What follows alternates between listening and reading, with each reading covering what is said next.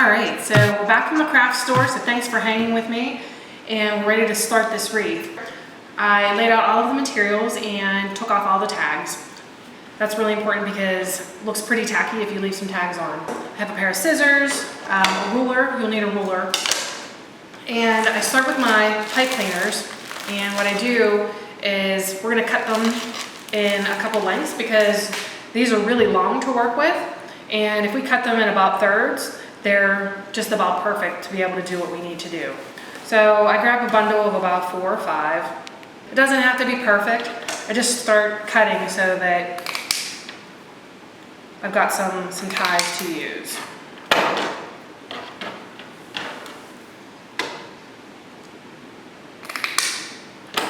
Alright, so once we have a small stack, the first thing we want to do is start with our mesh. And again, this is 10 inches wide and it's 30 feet long. One of the things that I like to do is make sure that my wreaths are pretty symmetrical. So if I know that the wreath is about 30 feet long, I'll count the number of sections in the wreath. So 1, 2, 3, 4, 5, 6, 7, 8. There's 8 sections and we're going to use 2 of these rolls. So one roll should fit on these 4 sections. So the first thing we need to do, after we keep that in mind, is we want to start to gather the wreath so that it's in sections. And this is really the most important part in getting your basic wreath formed. I use the ruler and I first start out by gathering the end. And if you just gather it back and forth,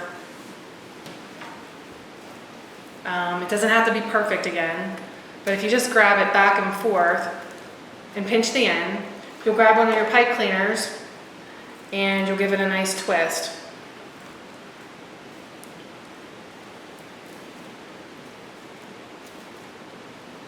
You just twist it a couple times just to make sure it's nice and secure.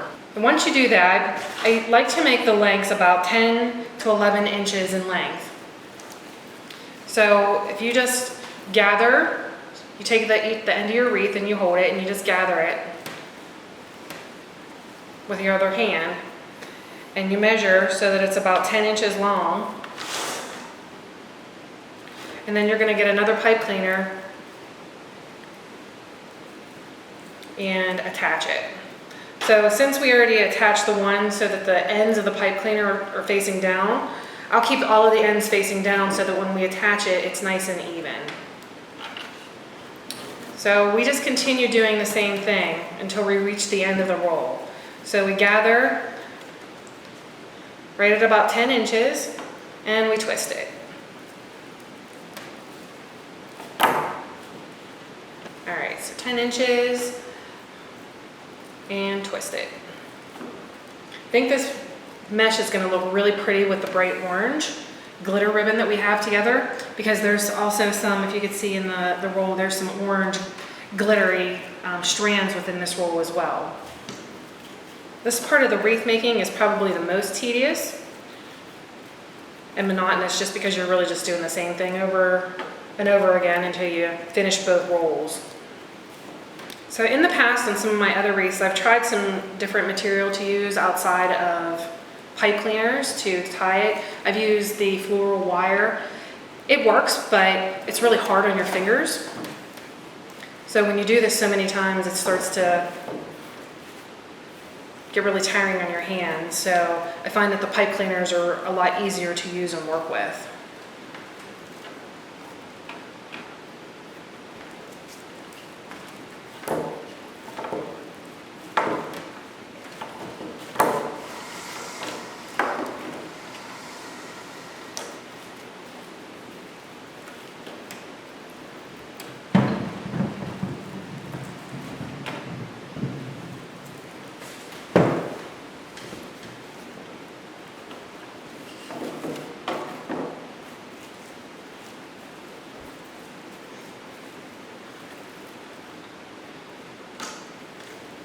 When I'm crafting, it really just gives me an out.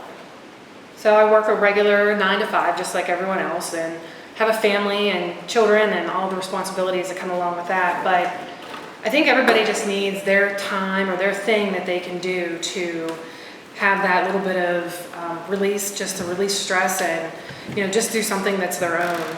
And, that's really how I view crafting is I'm able to, sit down and make something with my hands and be creative and, kind of let everything else go to the back of my mind while I'm working on my crafts, and I can just clear my head out and, know that, after I'm done, that I can go back to my thing and feel kind of refreshed because I've used some creative energy to make something that I like and that I enjoy doing. And hopefully that, others enjoy as well. Once fall comes and there's this big, beautiful wreath on my front door, I'm going to be so excited to be able to display it to all of my neighbors, family and friends who may stop over. All right, so we've finished tying all of our mesh together, and what I would recommend is counting each of the ties. So we've made 35 ties, and knowing that we have half the wreath, or 4 sections to fill, we want to take 35 and then subtract it by 1 because we're going to count the number of loops that we're making. So 34 loops, and we divide it by the 4 sections, which equals approximately 8.5 loops. So we'll do 8 loops on 2 of them and 9 loops on another one. All right, so we have just finished putting all of the ties on our mesh. So right now, what I would recommend is counting each one to see how many actual links you have. We've made a total of 35 ties, which means if you subtract 1, because we want 1 full loop, we've got 34 loops. And knowing that we're filling up half the wreath, 34 divided by our 4 sections is roughly 8.5. So we're going to do 8 links, 8 loops on each section and 9 on another. And that's just because of the different lengths of, the not being perfect in each of the loops. So that 1 for the 9 isn't going to make too much of a difference. So what we want to do is first start by tying. And when I tie these, just to make the wreath nice and full, you'll see that the wreath has 4 strands. I alternate and go outside, inside for every other one, and you'll see how it makes a nice full wreath. So we're just going to simply take the tie and start either on the inside or the outside of the wreath of that loop. And we just twist it on. For the first one, I usually like to tuck the end back just to make sure that it's nice and neat, but we can come back to that later as well. And with our first loop, we want to just tie, we went inside and then now to the outside. Just twist it 3 or 4 times just to make sure that it's nice and tight. We'll work all of these on to the wreath form itself, and then we'll go back and make sure that they're all nice and fluffed out the way that we want them. So we've got 1 loop, and now we need to put 7 more loops on the wreath, alternating from the bottom, from the inside ring to the outside ring for each of them.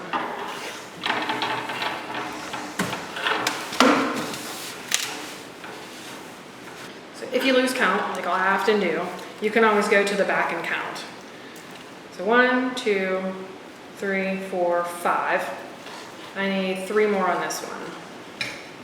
As you start to get closer to the first end of the segment in the wreath form, it gets a little bit tighter in trying to put the mesh on the wreath. But you can see how just in a short period of time, you can start to see how the wreath is beginning to form. So now we're on the next section. We'll just continue doing that the rest of the way around your wreath.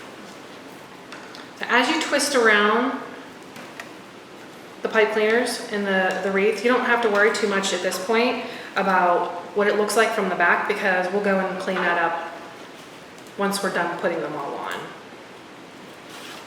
This way the back looks nice and clean as the front will.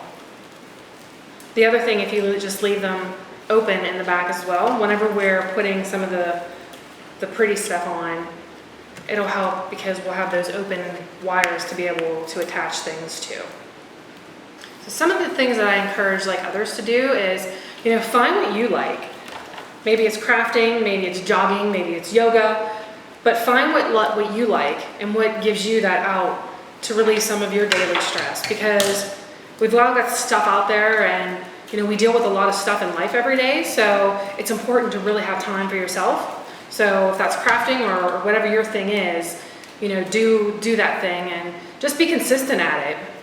All right, another section done. So just checking myself. Got 1, 2, 3, 4, 5, 6, 7, 8, 9. And it's coming along nicely. It's starting to get nice and full. So one of the things that I'll point out right now is, when you think about the size of your door and picking out your materials, you can see that the wreath starts right here and the end of the wreath is here. So that's a good 4 inches in just mesh alone that your wreath is going to stick out away from the form itself. And then depending on how full you put all of your different things on your wreath, that will add additional width to it. So when you're planning your wreath in the size that you'd like to have for your door, it's going to be important that you plan for the extra material that you have that will flow outside of the wreath form itself, because that's going to really add probably about an additional 4 inches to each side. So this wreath, it's a 16-inch wire wreath, is going to end up being quite large with the extra 4 inches on each side. I love the extra large wreaths though. Like, the more bling for me and the more full and the more stuff that's on it, the more I think it gives a character and dimension, and it's just more interesting. So that's my style. If you choose to make your own wreath, then certainly play a little bit, experiment with the different types of materials that you want to use, and how full you want to make it, and that style will suit you. If you didn't want a wreath that was as full as this, you could use one of the mesh rolls. But like I said, I like the 2 just because it adds a lot of fullness to the wreath itself. All right, so we've been working a lot now, finishing up this wreath. So here's what our first pass looks like after attaching everything. So what I like to do is, we've got our ends that we just finished up on because it was the last rung. And I just like to get this because it's kind of messy looking, and just weave it around the bar in the middle of the wreath, just to tuck it in a little bit. And then with the edges of the pipe cleaners that we have, I just tuck those down so they look nice and neat, and that they're not all over the place. You'll also notice that there's going to be some edges from the poly mesh. I don't get too crazy about that because it will fray, and if you cut it, it'll continue to fray and fray and fray. So don't worry too much about that. Just tuck it under and let it go, and it won't be noticeable at all. Right now is when we get ready for the fun part. So the basic wreath is done, and you can really do this in any color that you want. There's tons of colors that you could choose from in the craft store or online, depending on what your design is. So once you get your basic wreath done, then you can really just decide where you want to go from there, and if you want to have a theme, or if you're looking for a season or even a holiday that you want to have a pretty wreath for. In the past I've done some really big Christmas wreaths, and I've also done some really big Easter wreaths. And I also did most recently a big sunflower wreath for one of the preschool teachers for my son who just graduated from preschool. There's probably a lot of you out there saying, where do I find time to craft when there's little kids? But I can assure you that my kids are probably downstairs playing American Ninja Warrior on the couch with my husband on his phone. But that's all right. So once we have the basic wreath done, what I like to do is start with the ribbon. And our basic ribbon is going to be the orange, and then the ombre orange, gold, and silver. We're going to try this metal. I don't know how that's going to work out, but we're going to try it. And then obviously you've got to have some signature black and white polka dots in there somewhere. So I'd like to start with just one ribbon and kind of feel for how long I want it to be by poking it down to the center between some of the mesh down to the wire. So if I had the ribbon and I tied it to the wire, that's probably a pretty good length right there if I folded it in half, because what we wanted to do is they're not going to be bows, but they're going to be really kind of like ties that are hanging from the wreath. So I'm going to cut this right here, and this is going to be the basic length for all of my ribbons. And after I cut it, let me just size it up one more time. Actually, maybe a little bit smaller. I'm going to take off about 2 inches. So on this length, let's see how much we have. We have about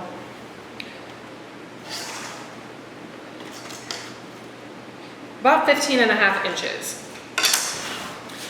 So when I like to put the ribbon on the wreath, I like to stay in odd numbers, so I'm going to start with 5. So I'm going to cut 4 more of these at the same length.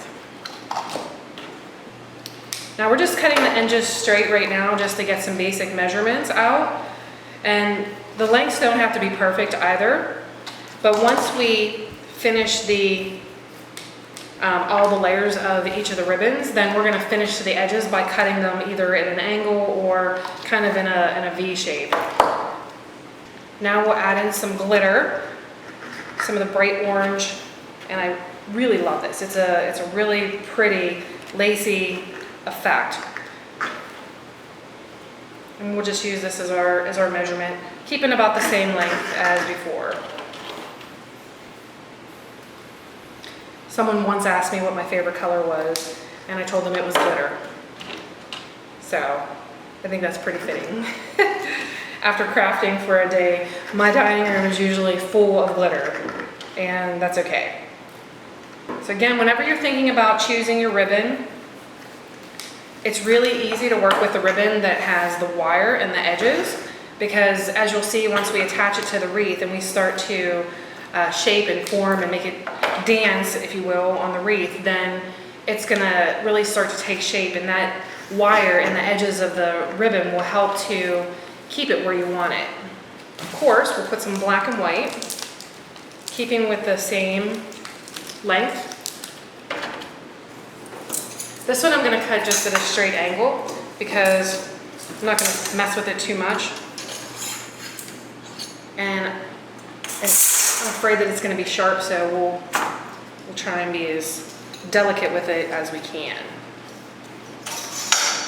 All right, so once we've gotten all of our ribbons cut, we want to finish the edges. For these ones, I'm going to fold it in half because it's a wider ribbon. And when you fold it in half, you just want to cut it at an angle. And once you do that, it'll have a nice finished edge and look like a V. So we'll do that to both edges of the ribbon. I should have went upstairs to my craft box and got the good scissors instead of the toddler scissors, but they're working for now. All right, we've cut all of the orange ones at a V. Now the same thing with the silver ones.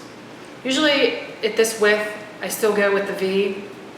The black and white ones, I'll just cut at a straight angle because it's a little bit more difficult to cut that small of a ribbon in the V shape. The other thing that you want to be mindful of too is with some ribbons, you'll see that there's a front and a back. So for example, this ribbon, it's pretty dull on the back of it and it's glittery on the front.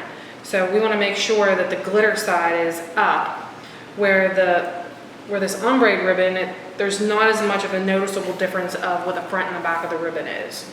All right, so whenever I start my ribbons, I want to start with the widest one first, and that's going to be the base. And then we go with the next ribbon that is narrow, and then we'll go with our thin ribbon. And then remember those pipe cleaners we had? you want to use those pipe cleaners to attach them all. Now with this one, this is our test one, so we're going to test out how the metal strip works. So we'll put that right in the middle, and then if you gather it in the middle,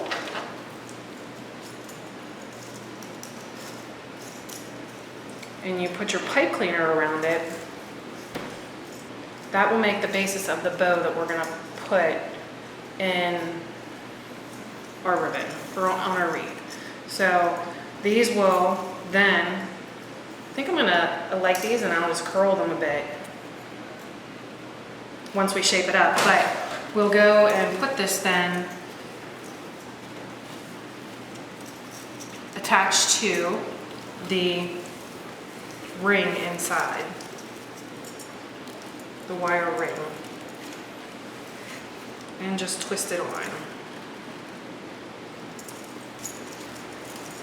All right, and then once we come back, once we put all of them on, we'll come back and we'll shape that up a little bit, because this wire is definitely going to need bending. All right, so I'm going to cut 4 more wires since we're going to use those. All right, so now that we have all of our ribbon gathered, we want to see where we want to place them. So we've got 5 of them to start with, and we put one here, so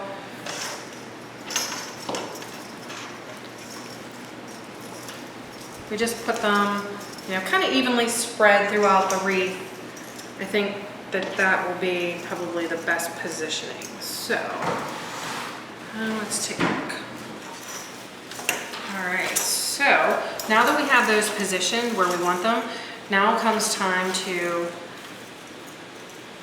just make them appear in a fluffy or a way that they look like they're really just dancing off of the wreath. With this metal, I've grabbed a pen. I think I'm just going to curl them slightly, just to give it a little bit of a different effect. This metal is actually really nice to work with. It helps to hold the shape of the other ribbons. Keep them in place wherever you put them. So I'm wrapping this ribbon around the marker just to get some shape to it.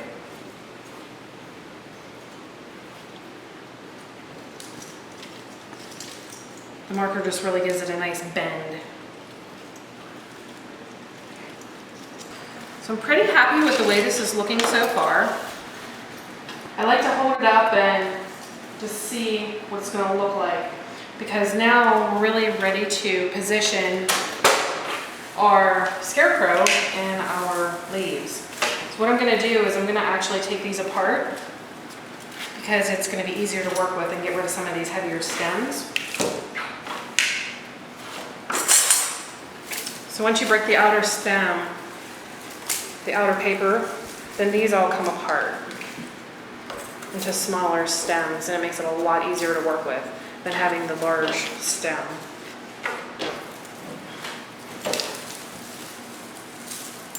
So now with the smaller stems, we're going to be able to bend them around the wire frame of our wreath.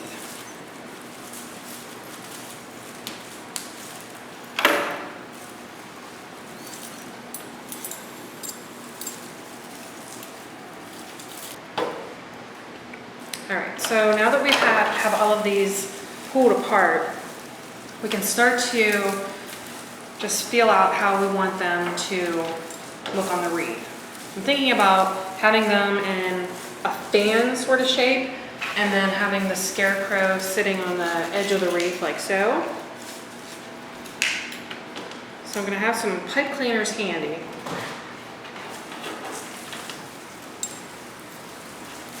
So we'll take one bunch at a time. And when you look at your wreath, you want to see, you know, where would the scarecrow best sit?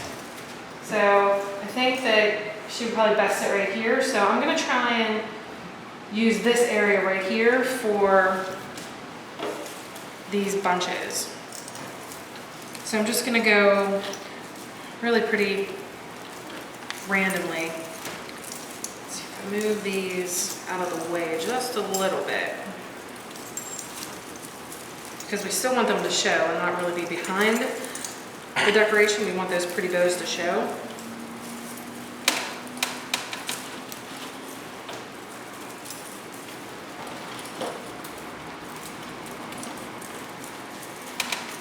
So we'll get in here between these layers and see what we can do.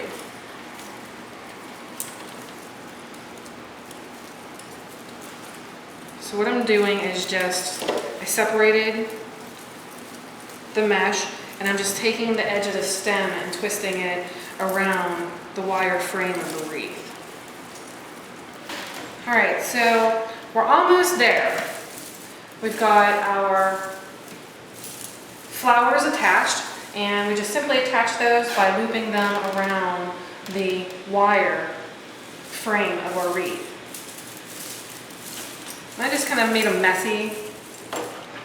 And then now we need to do a couple extras. Now I'm going to attach our scarecrow. Now I want her to be sitting really on this ledge, and this stick is way long, so I had to get some reinforcements from the garage. Don't judge. It's the only thing that I can find to trim down this stick. Alright, so now that our stick is trimmed, I'm going to wrap a pipe cleaner around it, because that'll help to secure it to our frame.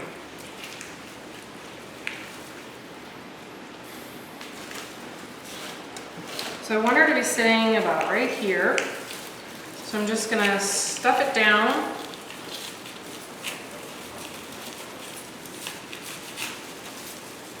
And fish the pipe cleaner down to the metal frame of our wreath.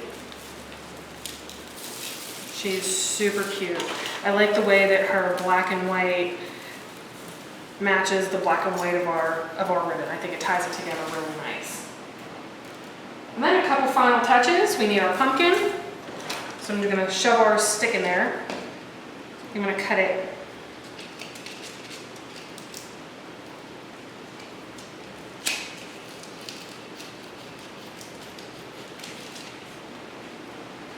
Cut it as well, probably about right there. Grab another pipe cleaner.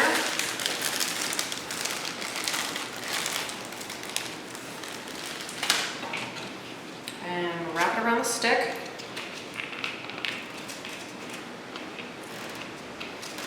And I'll shove it right there. And try and find piece of wire to attach it to.